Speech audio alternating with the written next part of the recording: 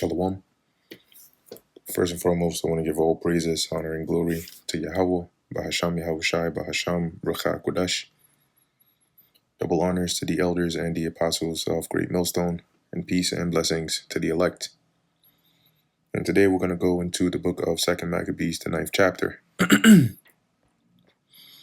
About that time came Antiochus with dishonor out of the country of Persia. So now this is going to go into the account, all right, of Antiochus's death, right, with a bit more detail in how the Lord actually plagued him, okay, and brought him to his end. For he had entered the city called Persepolis and went about to rob the temple and to hold the city.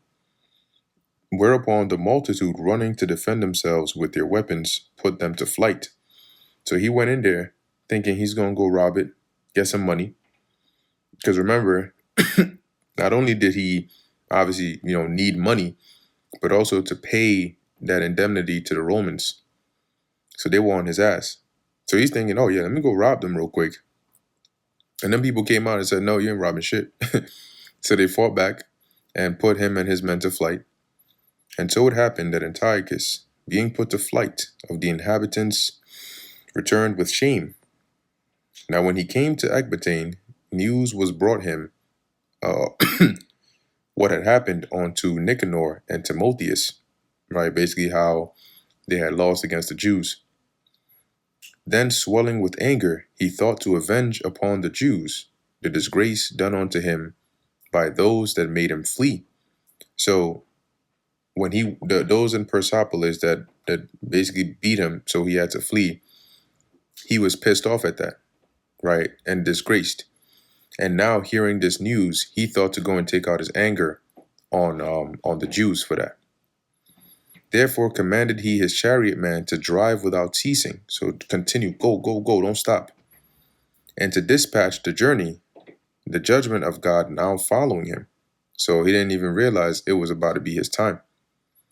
For he had spoken proudly on this sort, that he would come to Jerusalem and make it a common burying place of the Jews. So, in his anger, these are the things he was spewing. He's going to go there and basically kill everybody over there. But the Lord Almighty, the God of Israel, smote him with an incurable and invisible plague.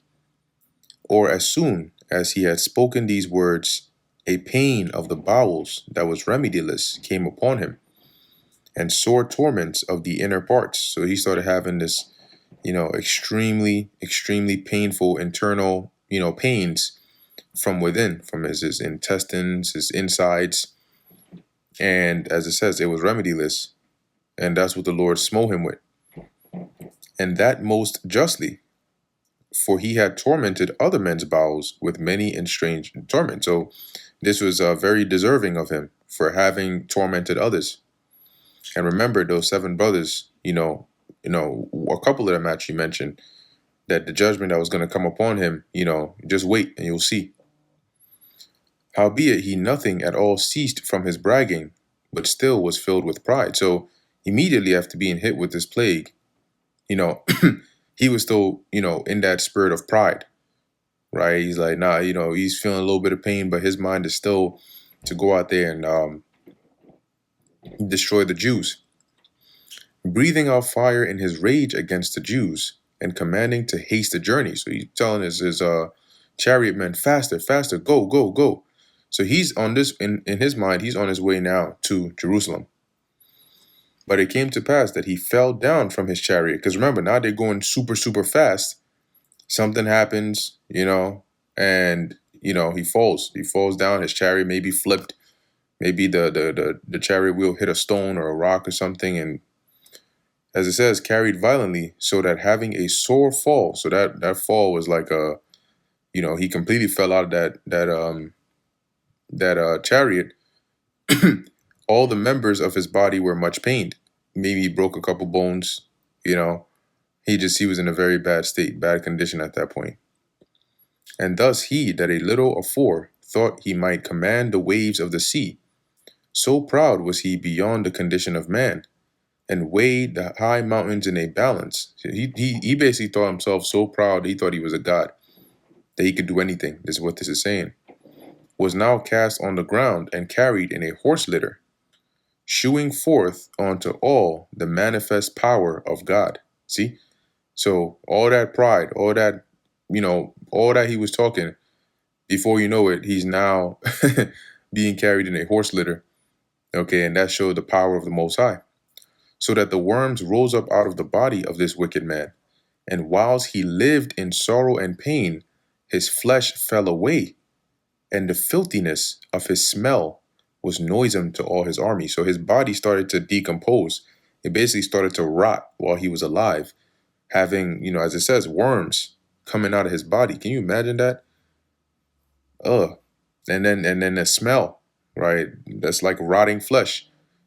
So bad that his army was like, yo, damn, like this is crazy. They can't handle this. And the man that thought a little afore he could reach to the stars of heaven, no man could endure to carry for his intolerable stink. Okay, so this man who at one point thought, he was so great he could even, reach the stars. Nobody could bear to carry him in their chariot for how bad he smelt. Here, therefore, being plagued, he began to leave off his great pride. So now it got so bad that now he started to, take it down a few notches and to come to the knowledge of himself by the scourge of God, his pain increasing every moment. So as the pain started getting worse, he started to humble down and come to realize you're not a god, you're just a man. And when he himself could not abide his own smell, he said these words, "It is meet to be subject unto God, and that a man that is mortal should not proudly think of himself if he were God." And this is what's called being humbled. Because a proud demon like him, to admit and say these own words out of his mouth, he was going through a lot of pain and he wanted it to stop. And he knew the only way, or at least he thought the only way, was to humble down. But the Lord wasn't going to repent of this judgment he had hit him with. This wicked person vowed also unto the Lord, who now no more would have mercy upon him, saying thus, that the holy city, to the which he was going in haste, to lay it even with the ground, and to make it a common burying place, he would set at liberty. And this goes to show you also why, like he said, it is meet to be subject unto God. Because when the Most High brings a judgment upon you, and you end up like this, okay, or in a different situation, it doesn't matter what you do then. If he has set an incurable wound or a judgment unto destruction on you, it's not being revoked, no matter how humble or how much you cry or what you say. So just make sure you don't end up in that position in the first place. Too bad for this demon. He would set at liberty. So now he's saying, look, he made a vow. He's saying, look, if the holy city, Jerusalem, he's not going to destroy. He's going to give them their freedom and liberty and so on. And as touching the Jews whom he had judged not worthy so much as to be buried, but to be cast out with their children to be devoured of the fowls and wild beasts, he would make them all equals to the citizens of Athens. So the Jews that he regarded not for anything, basically, you guys are so lowly that you don't even deserve proper burials. Now he said, no, he'll make them equal to the citizens of Athens. He'll give them a high rank, high position. And the holy temple, which before he had spoiled, he would garnish with goodly gifts, and restore all the holy vessels with many more, and out of his own revenue defray the charges belonging to the sacrifices. Right, basically saying that he would he would clean up the temple. He would put the gold and everything in there. He would even pay out of his own revenue for the cost of the sacrifices and all that. Yea, and that also he would become a Jew himself, which you can't really become a Jew, right? But what he means here is he would practice after what the Israelites would do, right? And go through all the world that was inhabited and declare the power of God. So he would become an apostle. But for all this, his pains would not cease, for the just judgment of God was come upon him. Therefore, despairing for his health, he wrote unto the Jews the letter underwritten containing the form of a supplication after this manner, thinking that it could be better. He can have, if he's able to send him this letter and appease the Most High,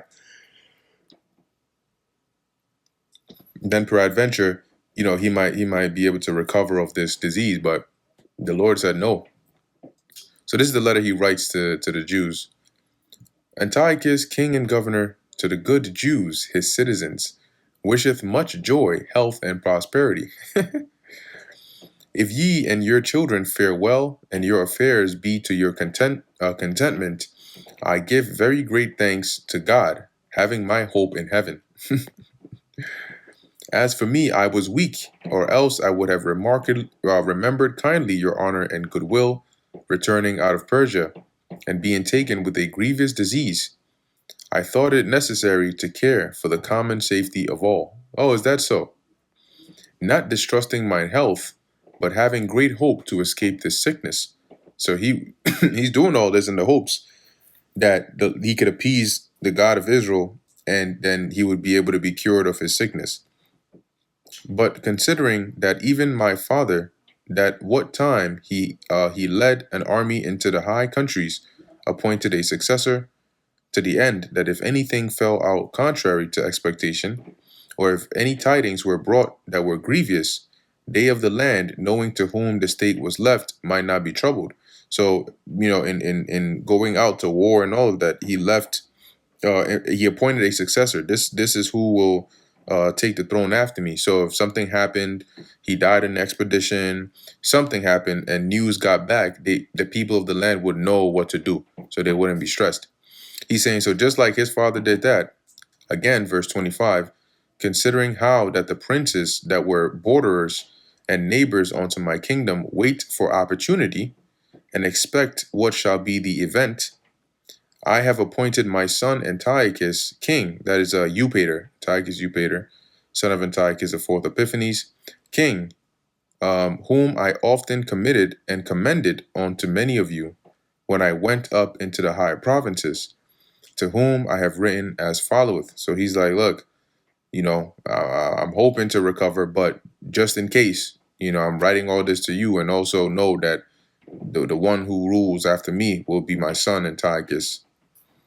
Therefore I pray and request you to remember the benefits that I have done unto you generally, and in special, and that every man will be still faithful to me and my son. Listen to this madness.